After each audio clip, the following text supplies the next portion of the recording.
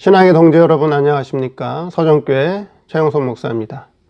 오늘 여러분과 함께 은혜를 나누고 싶은 말씀은 신약성경 에베소서 1장 3절로 5절 말씀입니다. 제가 본문을 봉독해 드리겠습니다.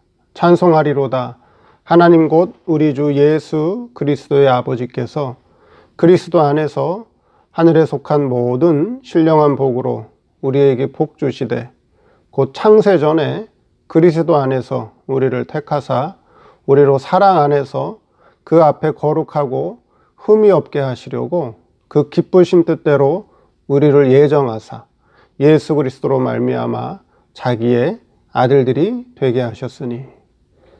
말씀 제목은 창세전 그리스도 세계라고 하는 제목으로 말씀을 증거하겠습니다. 오늘 본문에는 사도 바울이 창세전 그리스도에 대해서 언급하고 있습니다. 창세전 그리스도 세계는 어떤 세계이며 또한 그리스도 안의 세계와 완성 세계는 어떤 세계인지 살펴보도록 하겠습니다. 첫째, 성부 하나님 세계입니다. 물질 세상을 창조하기 전에, 즉 물질계를 피조 세계를 창조하기 전에 그리스도가 계셨습니다. 모든 창조 역사는 그리스도 안에서 이루어졌습니다. 근거 구절은, 성경 구절은 요한복음 1장 1절에서 3절입니다. 태초에 말씀이 계시니라. 이 말씀이 하나님과 함께 계셨으니 이 말씀은 곧 하나님이시니라. 그가 태초에 하나님과 함께 계셨고 만물이 그로 말미암아 지은 바 되었으니 지은 것이 하나도 그가 없이는 된 것이 없느니라. 그래서 태초에 말씀이 계시니라. 성자 하나님을 말씀하고 있습니다. 이 말씀이 하나님과 함께 계셨으니 여기서 하나님은 성부 하나님을 말씀하는 것이죠. 이 말씀은 곧 하나님이시니라. 성자 하나님을 말씀하고 있는데 그 성자 하나님이 그가 태초에 하나님과 함께 계셨고 성부 하나님과 함께 계셨고 만물이 그로 말미암아 만물이 성자 하나님을 통해서 지은 바 되었다. 요한복음 1장 1절에서 3절이 그것을 밝혀주고 있습니다. 그래서 모든 창조 역사는 그리스도 안에서 이루어졌다. 성자 하나님의 신성적 직분이 그리스도죠. 그리스도 안에서 이루어졌다는 것입니다. 그래서 창조 세계의 중심은 그리스도이지만 창조 전 세계의 중심, 즉 피조 세계 전의 중심은 그리스도가 아니라 누구냐? 바로 성부 하나님입니다. 이 성부 하나님에게서 영광과 능력과 신으로서의 모든 목적이 똑같은 아들이 나왔는데 아들 관계로 나와서 그분이 바로 성자 하나님입니다. 성자 하나님. 그 후에 다시 성부 하나님에게서 신이 나왔는데 이 신은 아들 관계가 아니라 신으로 일하기 위해서 나오신 분이라고 해서 그분을 성신 하나님이라 이렇게 부릅니다. 그래서 그리스도 이전 세계에는 성부 하나님과 성자 하나님과 성신 하나님이 이 세 인격이 한 몸을 이루고 있었습니다. 이것을 신학적인 용어로 삼위일체라고 합니다. 삼위일체 하나님. 트리니티라고 얘기를 하죠, 영어로. 삼위일체라고 하는데 일체라고 하는 것은 나눌 수 없다는 것입니다. 성부 하나님 계신 곳에 성자 하나님도 계시고 성신 하나님도 계시고 성자 하나님이 계신 곳에 성부 하나님, 성신 하나님도 함께 계시고 성신 하나님이 일하시는데 성부 하나님과 성자 하나님도 함께 계신다. 나눌 수 없다라고 하는 그런 뜻에서 삼위일체라고 하는 것입니다. 자, 그리고 이 성부 하나님에게서 또 나온 것이 있습니다. 그게 누구냐? 성부 하나님에게서 많은 아들들이 나왔습니다. 이 아들들이 나왔는데 히브리서 2장 11절에 이 아들들은 성부 하나님에게 있는 영광과 능력은 없고 신의 본질과 본성만 가지고 나왔습니다. 성부 하나님에게서. 그것이 히브리서 2장 11절이죠. 거룩하게 하시는 자와 거룩하게 함을 입은 자들이 다 하나에서 난지라. 그러므로 형제라 부르기를 부끄러워 아니하시고. 그래서 거룩하게 하시는 자는 성자 하나님, 거룩하게 함을 입은 자들은 성도인데 다 어디서 나왔다고요? 하나에서 나왔다. 그 하나가 바로 성부 하나님입니다. 자, 신의 본질과 본성만 가지고 나왔지만 하나님, 성부 하나님에게 있는 영광과 능력을 입어서 자랄 수 있는 생명의 시적 아들로 나왔다는 거죠. 시적인 아들로. 이것을 우리 수승 목사님께서는 아들의 생명이라 하며 하나님과 사랑의 관계에서 성장하기 때문에 아들의 생명이라 이렇게 불렀습니다. 호칭했습니다. 이 아들의 생명에게 성부 하나님에게 있는 능력과 영광을 입혀주기 위해 성부 하나님과 성자 하나님 사이에 속죄 언약을 맺고 이 속죄 언약을 이루시기 위해서 성자 하나님에게 그리스도의 직분을 주시게 됩니다. 그리스도라고 하는 것은 성자 하나님의 신성적 직분의 이름입니다. 그리스도라고 하는 것은 기름 부음을 받았다. 그런 뜻을 가지고 있습니다. 그래서 성도를 구원하는 과정에서 볼 때는 속죄 언약이지만 이 언약의 실질적인 중심은 성부 하나님에게 있는 모든 능력과 영광을 아들에게 즉 아들의 생명들에게 입혀주시기 위한 목적이기 때문에 영광의 언약이라고 하는 표현이 더 바른 표현입니다.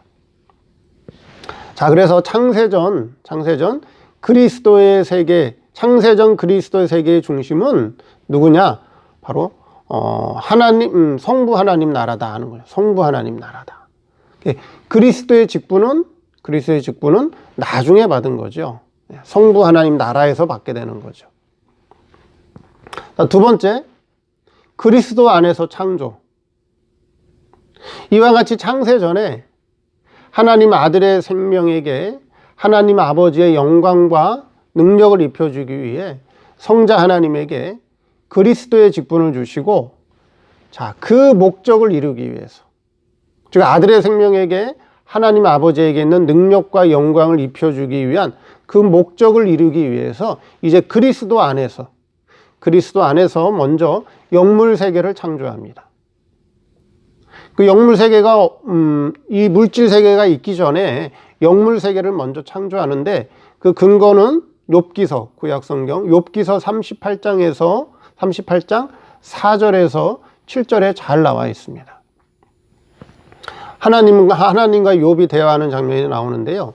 하나님께서 욥에게 땅에 기초를 놓을 때, 즉 땅에 기초를 놓는다는 것은 이 물질 세상을 창조할 때, 그 물질 세상을 창조하기 전에 이미 새벽별들과 하나님의 아들들이 있었는데, 하나님께서 이 물질 세상을 창조할 때 이 물질 세상을 창조하는 것을 보고 하나님의 아들들과 새벽별들이 노래하며 기뻐했다, 이렇게 기록하고 있습니다.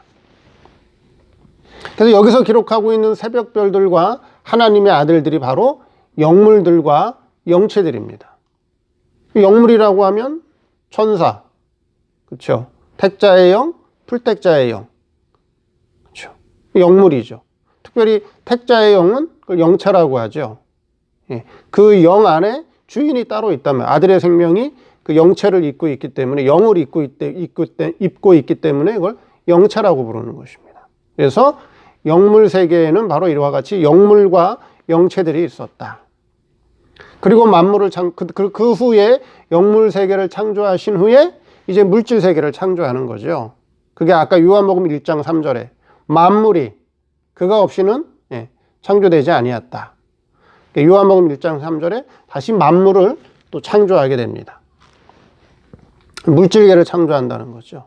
그래서 그리스도 안에는 이와 같이 영물 세계와 물질 세계를 창조하신 후에 이 속죄 언약, 즉 영광의 언약을 이루기 위해서 성자 하나님이 그리스도의 직분을 완수하기 위해 이제 사람의 몸을 입고 이 세상에 오시고, 이 세상에 오신 후에 얻은 이름이 바로 예수님입니다. 예수.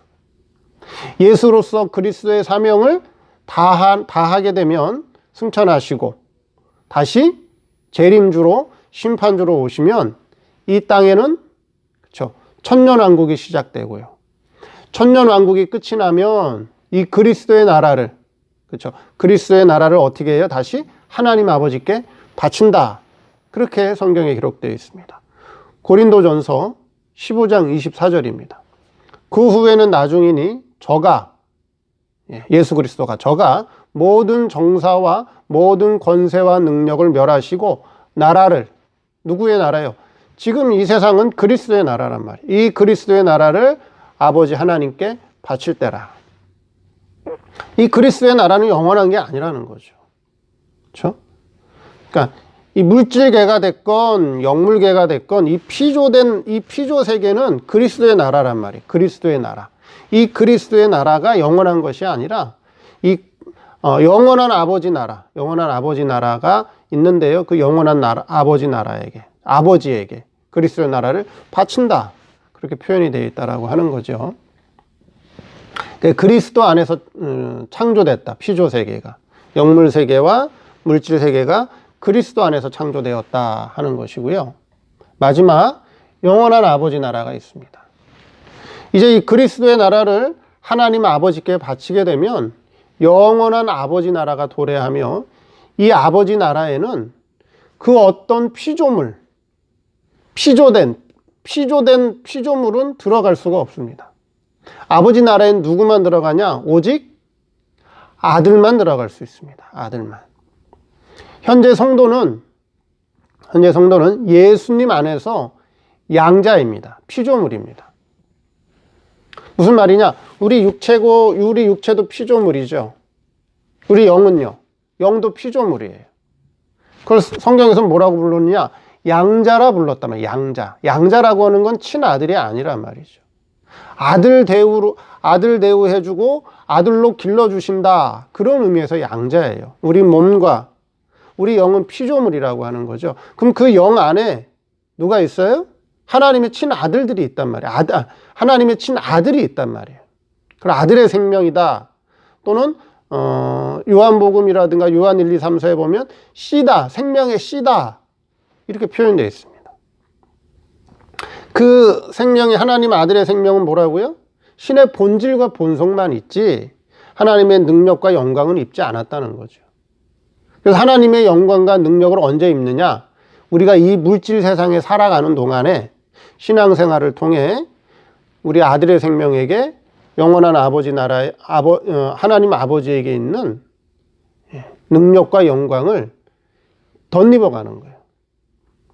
그것이 이 물질 세상에 있을 때, 육신의 몸으로 있을 때 신앙생활을 통해서 입어나가는 것이다 하는 거죠.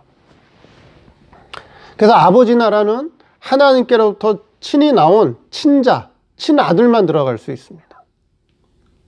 이 친자가 하나님 아들의 생명으로서 그리스도 나라에서, 즉 이 피조된 세계에서, 물질 세계에서 영광과 능력을 입고 아버지 나라에 가는 것입니다.